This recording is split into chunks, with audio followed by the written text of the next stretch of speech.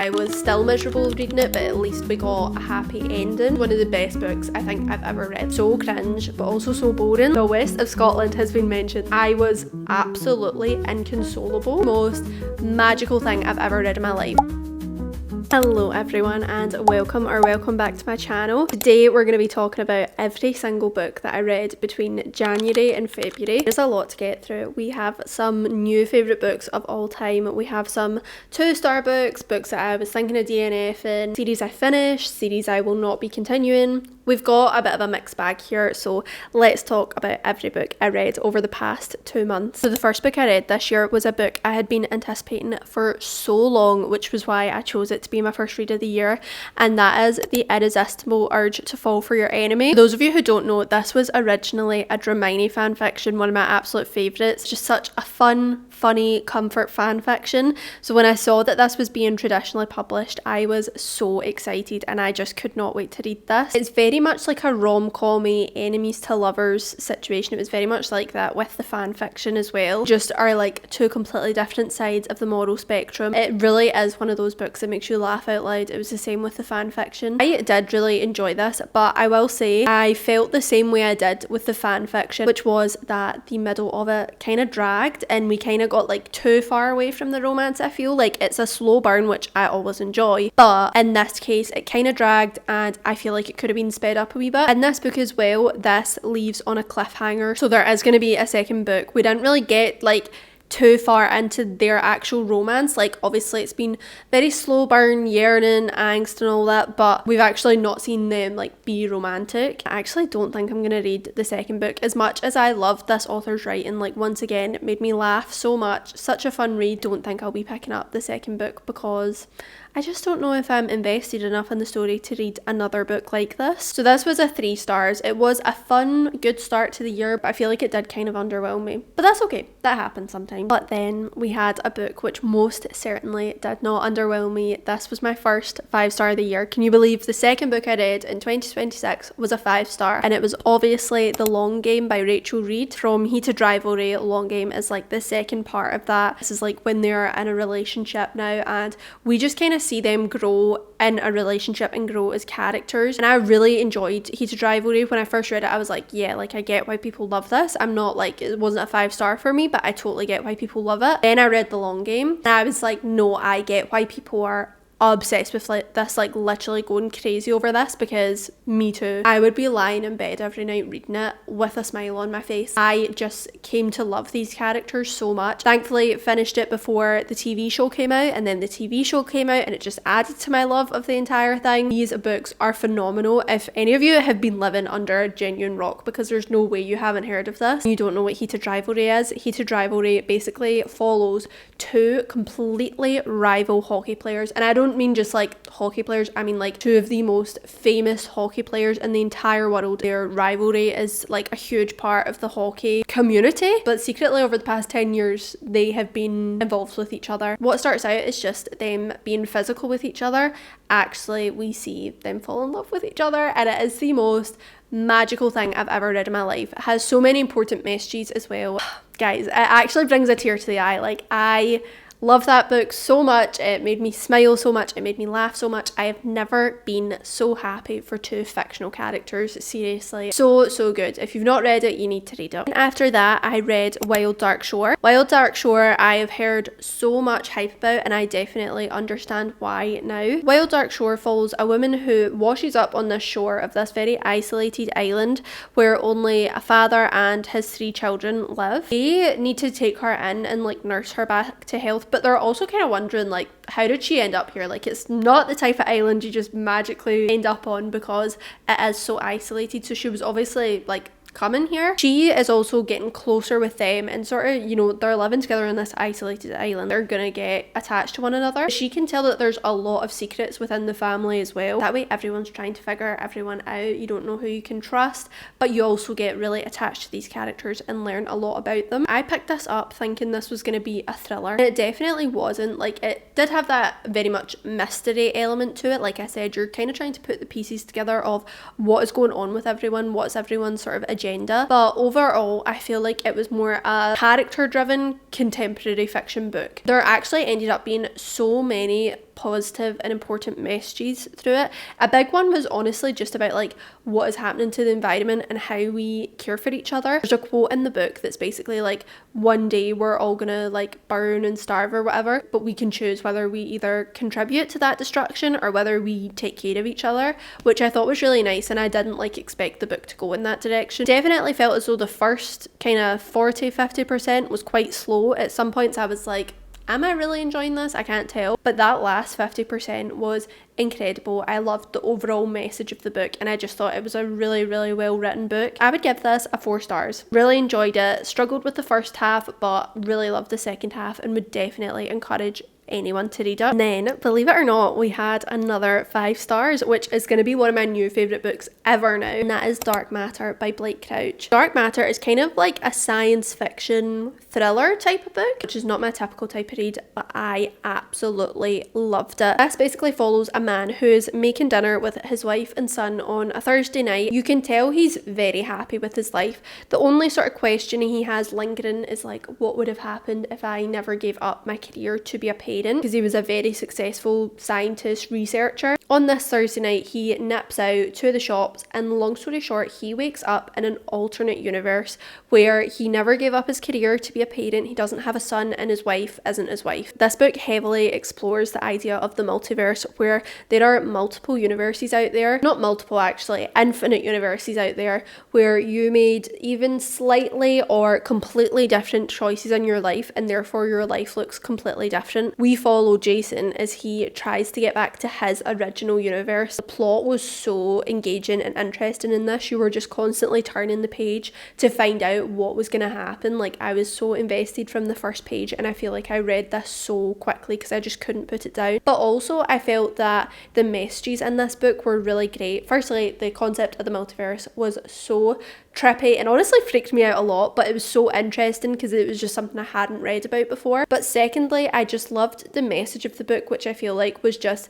the idea of appreciating your own life. I feel like that's a development Jason really had going through this. Obviously, him being trapped in another universe made him just appreciate what he had so much more. And there's a quote in the book in reference to his wife where he's saying, out of all the universes, I'm so glad that I'm in this one with you. To me, it was just the perfect combination of having like amazing plot, keeping you on your toes, constantly turning the page, but also having like a really nice message and just being very interesting to read about overall. This was a 5 star, and I would recommend this to anyone. I feel like this would be such a good book to get you out of a book slump. What did I read next? It's crazy because then we went from a 5 star to a 2 star. I read Slapshot by Chelsea Curto. Slapshot is the 3rd book in the DC Stars hockey romance series. The first book I really enjoyed, and then the second book I was like, this is so cringe, but like there were other parts of it that I appreciated about the book, so I was like, yeah, I'm gonna read the 3rd book. The 3rd book was a combination of just being so cringe but also so boring, very predictable. I just felt like I wasn't really rooting for anything as a reader. So it follows Hudson, who he's like the good guy on the team. Like, we've seen him throughout other books and we know he's like the certified good guy. We're introduced to this new character who, she's a single mum, she's got a deaf daughter, she's a chef and she needs a job, so he hires her as his personal chef. At first off the bat I was like, I think I'm gonna like this, like I like the idea of this storyline, but they were both just too perfect. Like, I feel as though there was no real like need for a character development, and I've made a video about this on TikTok being like, is it just me who feels like this? It was just over the top trying to be politically correct. They were just trying to make him seem like a green flag man too much, and all the characters in the series, they were all just these like pristine, every single thought they had was like a thought you'd get straight out of therapy, and like the conversations they'd have would be like proper therapy speak. Every single conversation had to involve a specific social issue or topic. That is not me saying I do not like reading about these in books, because I absolutely do, and I feel like some of my favourite books like revolve around those things. I don't know what it was about this specific series, the way it was written felt so forced to me and felt like a tick box to say, right, we've mentioned this specific issue, but it came across really cringe and just like not natural to the characters or the conversation. There was also a lot of like TikTok slang as well, which I just can't like cope with in books. It was all just very cringy overall. I didn't love it. I did actually finish the book, but I gave it 2 stars, and I definitely don't think I'll be continuing with the series now because I just don't think it's for me. Okay, the next 3 books we're going to be talking about as one, because I finally read the Edge of Darkness trilogy, which guys, was the wildest ride of my life. The Edge of Darkness trilogy, for anyone who doesn't know, it's a dark romance trilogy following this couple, Stacey and Kate. Funnily enough, they're Scottish and it's all set in Scotland, which was so random. There were also mentions of like Glasgow and it was set in the west of Scotland, which is so funny because I feel like anytime books are set in Scotland, it's like the Highlands or Edinburgh or something. So I was like, the west of Scotland has been mentioned, like that's where I'm from, so that was fun. But they were each other's sort of first loves when they were younger, and then something really bad happened, they broke up, they don't speak anymore, but it's kind of on and off, seeing each other, they can't stay away from each other, but they're both involved in some very crazy stuff. And so we basically just follow them on this journey. There's a lot of sort of criminal stuff going on, and it's just kind of their like fight to get out of this and be together, and it spans over 3 books. I just need to say off the bat, my issue with the series is that it was just too dark for me, but I need to emphasize that is not a criticism of the book, it's not a criticism of the author's writing or anything like that, because there are very explicit and clear trigger warnings at the start of the book, like telling me that this was in here. I think I just thought I was braver than I was, guys. I kind of need to be in the mood for it, but when I do read dark romance books, I really enjoy it. So I was like, yeah, I've read dark romance before, like trigger warnings, no bother, I'll be fine reading it. And I just wasn't. I found myself having to skim read parts because it was just too much for me, and that's a personal thing. Like I said, it's very clearly laid out in the book, so just take it seriously and sort of know your limits with stuff like that. However, what I will say is it was an incredible trilogy. Like, I totally understand why people love it so much. I totally understand why people are obsessed with it, because with everything Stacey and Kate go through to be together, you can't help but become so attached to them and like be rooting for them, because they go through so much and you actually do just want to see these people with a happy ending. So yeah, overall I think I gave the first book 4 stars because I really enjoyed it and it wasn't too crazy yet. Second book was a 3 stars, like I was miserable reading that. Third book was also a 3 stars because I was still miserable reading it, but at least we got a happy ending. But yeah, that was like the vibe where it was like, this is a great series, like I understand why people love it and I also can't put it down. As you can see, I read 3 books back to back. So would I recommend it? Yes, but just be very, very cautious going into it. Know your limits. Read the trigger warnings. Take the trigger warnings seriously. But it is a phenomenal series and I understand why it gets so much hype. Okay, and then I believe this is the last book I read in January. This is So Very Lucky by Caitlin Devlin. So this is the arc of Caitlin's new book. We are following Stevie, who used to go out with Callista. Callista was like this pop star. They had a relationship, they broke up, and then Stevie, with the rest of the world, one night is watching the TV, Callista's concert. The entire world watches Callista basically fall to her death. A few days later, however, Callista posts on Instagram and says, "Hey guys, I'm alive, I'm fine." But people aren't really buying it. People aren't sure what's going on because they all saw her fall to her death, as did Stevie. Callista reaches out to Stevie to talk to her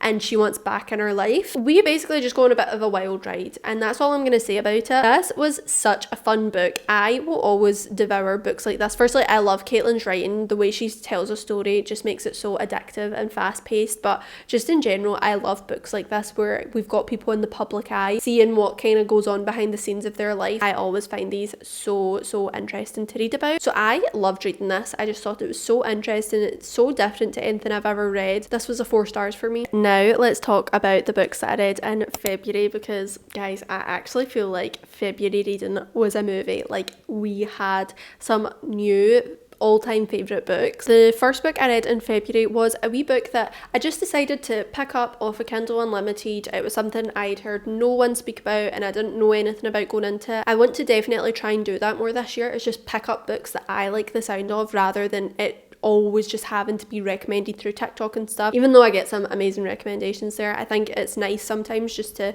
pick up a book because it looks interesting to you. So I picked up Theo of Golden. We are following this old man who has just moved to this new city, Golden, Georgia. He's in this coffee shop and he sees all these gorgeous paintings up on the wall and they're of different people. He is like, why is no one buying these paintings? These are gorgeous. And long story short, he basically gets on this mission to buy all of the paintings paintings and return them to the person who the painting is of. He is just so moved by these paintings, and he's like, I want each of these people to see themselves the way we can see them in this painting. It's just kind of like a story about human connection and being kind to people, which I really enjoyed. But throughout the book, it's obvious that Theo, who is this lovely old man, and he's building all these relationships with people, it's very clear that he is like withholding information about himself, not in like a suspicious, like he's doing something wrong way, but we can just tell that there's more to his story than he's letting on. I actually thought the way it all wrapped up was so sweet and lovely, and it honestly made me cry. Here's the thing, and this is the kind of discourse you'll see about it on TikTok. When I was reading it, at one point in the book I started to be like, is this like a religious book that I've kind of not realised? Because there is quite a few mentions of God, and Theo's like a religious person, so I was like, oh god, have I picked this up and I'm like not the target demographic for this? And then when I finished the book and went onto TikTok to see people's thoughts on it, like people did agree, like some people didn't like that about the book. I will say though, as someone who's not religious, I still thoroughly enjoyed the book. I do think obviously the author is religious, like there's religious influences in it, but I still think anyone could pick up this book and still get a really important message from it that's not necessarily to do with religion. Like to me, it was genuinely more just about the way we treat each other, and I think if you're a religious person, you can take that as we treat each other, that's because of our religion. But even if you're not, I think you could still get a lot from it and still really enjoy the book, and that's how I felt. So just be aware of that going into it in case you read it and you're like, is this a religious book? What am I doing? Yes, it has religious influences, but I personally loved it. I love stories about little old men and human connection. So that was a 4 stars. The next book I read was one I have been anticipating for so long, because it was the final book in one of my favourite ice hockey series, and that is the Vancouver Storm series, and the final book, The Wild Card, finally came out. For anyone who doesn't know, the Vancouver Storm series is a Kindle Unlimited interconnected romance series, and it is phenomenal. I just think this is the most underrated series ever. I absolutely love this. This was the final book. So this basically took place between a girl who, her dad owns the Vancouver Storm team, but she doesn't really have anything to do with it. She also doesn't have a relationship with her dad. Her dad's best friend is the coach. So there's obviously an age gap, but it's not like anything crazy. I think she's in her 30s and he's in his 40s. Like it's nothing crazy. She does have a relationship with the team players, and when she finds out that her dad is wanting to sell the Vancouver Storm team, she is like, oh my god, I cannot let this happen to all of my friends who play at this team. She basically makes a deal with her dad that if she works at the team for a year and her expertise can help the team win the Stanley Cup, then he won't sell the team. Her boss is now Tate, who's the coach of the team. He also helps her with the living situation, and so you've got the forced proximity. That's our overall premise of the book. For me, I'm going to be honest, I loved it, like 4 stars, but their romance didn't stand out to me as much as the other books in the series. Like I definitely have other favourites in the series, but to me, I just enjoyed the book so much because I love the world it's set in so much. I love all the characters, and I just love the sort of found family aspect of it. This is a perfect example when I was talking about Slapshot and the DC Stars series being really cringe. Wild Card and the Vancouver Storm series is a perfect example to me of when important issues are talked about in a really like natural and impactful way. A huge theme, of course, in the Vancouver Storm series is women in sports, especially Jordan, seeing like the sort of sexist comments she had to put up with when she first went in, and how the team and the boys and the girls defended her. Like stuff like that was just so heartwarming to me and just made me love all the characters so much. But once again, like it just came off so naturally and just made so much sense for the stories that it didn't feel cringe or like over the top or anything. It was just so great to read about. I absolutely love that series. Love the book. Like I said, their romance didn't stand out to me specifically, but just seeing all those characters back together for one last time, unfortunately, I did love that, and it made me so happy. Then the next 3 books I'm about to talk about might be the best of this entire video, so I'm so excited to get into this. I basically filmed a YouTube video of reading books that you guys thought I would rate 5 stars, and they were some of my new favourite reads, so I'm so excited to talk about these. First one is The Correspondent by Virginia Evans. Ever since I started hearing people talk about this, it's been on my TBR. I knew it would be right up my street. We are basically following Sybil, who is in her 70s. Throughout the last sort of decade of her life, she loves writing letters to people. Like, I mean, she will write letters to anyone. Friends, family, lecturers at universities, authors she loves, customer service reps. She'll write letters to anyone. This entire story is told through letters and emails. At first, it's just very light and funny and digestible, but as we get through the story, like, we really get to learn more about Sybil, understand her regrets, her fears, everything she's lost in life. It's honestly devastating. I think it was so devastating because there's such a human aspect to Sybil. The way the book was written, she just felt like such a real person to me. I feel like it touched on so many fears that a lot of us have about life, but it left it on such a hopeful, positive perspective, I think. I was absolutely inconsolable reading the last like 60 pages of the book. It made me sob, and it wasn't even like overly sad. It was just the way it was written. Like, seriously, one of the best books I think I've ever read. Like, that's all I can say about it. Obviously a 5 stars, that goes without saying. It was just such a beautiful human book. I feel like it was one of those books you could give to anyone in your life and they would enjoy it and they would take something away from it. I will be recommending this to literally everyone from now on. And look what I finally read. The Favourites by Lane Fargo. The Favourites has been on my TBR genuinely since I saw people getting arcs of this. Like, when this first came out and I saw people getting arcs of it and people were describing it, I was like, this is exactly the type of book I would love to read. It basically follows 2 extremely famous ice skaters. However, they were probably more well known for their sort of tumultuous on and off relationship. They were a bit of a public scandal in the ice skating community. So we get this story from 2 perspectives. We get it from a Netflix documentary, which is kind of like the media and the world's perspective of what happened and trying to put together the pieces of what was happening behind the scenes. And then we also follow it from Kat, who is our female main character. We actually get to see what was genuinely happened behind the scenes from Kat's perspective. This is phenomenal. Like, this is really one of those page turner books. Like, you just could not put this down because every single chapter some drama was happening and you just see everything they go through, all the sort of like character development and the drama and the scandals and the lying, and just, it's absolutely crazy. Such a frustrating book to read because the decisions that the characters make are just wild, but you can't put it down and you genuinely become so attached to the characters as well. Reading this from Kat's POV, I loved her so much. Like, she's so funny because she could not be more different to me as a person. She comes across as this like ice cold, ruthless person. She's just so focused on winning, but I just respected her so much. I completely understood where she was coming from and I just was rooting for her the entire time. I loved so much reading about her and reading her story from her perspective. I was a 4.5 stars, not a 5 stars,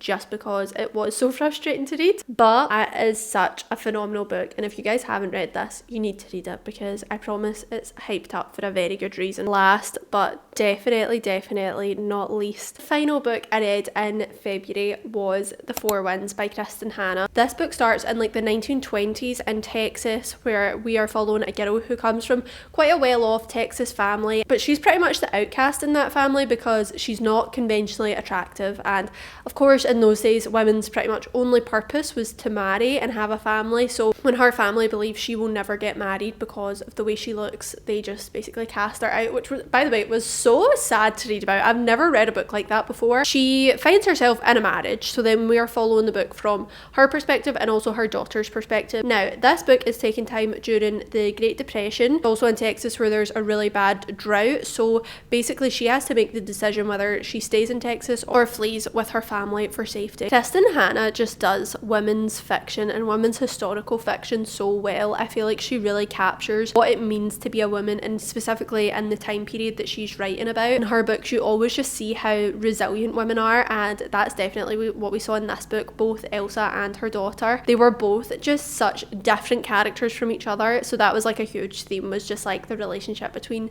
mums and daughters. Elsa's daughter just has a lot of resentment for her because Elsa is naturally, because of the way she's been raised, she is a quiet, reserved person, and all she wants in life is to belong. She doesn't have any great ambitions, it's just to belong. Loreda is like this extremely fiery, passionate person, and she kind of resents her mum for not being that way. And one of the quotes in the book said like Loreda was angry at the world, and that meant that she was angry at her mum most of all. That kind of discussion of like the relationships between mums and daughters was so good, and just seeing the way their relationship like progressed throughout the book, honestly it was so nice. Like, it just made me want to call my mum. Seeing the way Elsa flourished as a person and the things she overcame personally, like genuinely phenomenal. See, by the end of the book I just adored these characters so much. Like, you really are following them from their entire entire life, so you really become so attached to them. And even though the plot is so good and keeps you turning the page, it's the characters who you just become so attached to, and you're like stressed for them, you're worried for them, you're rooting for them, you just become so attached. And that's how I felt, honestly, from the first page. This was a 5 stars. Of course, I was